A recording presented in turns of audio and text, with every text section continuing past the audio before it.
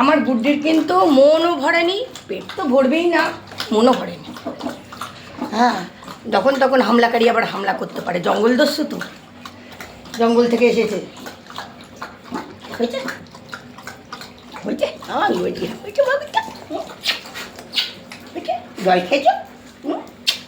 খেয়েছো? জল খেয়ে পেট ভরিয়ে ফেলো, যা। বিস্কুটের কৌটোয় হাত দিবি না।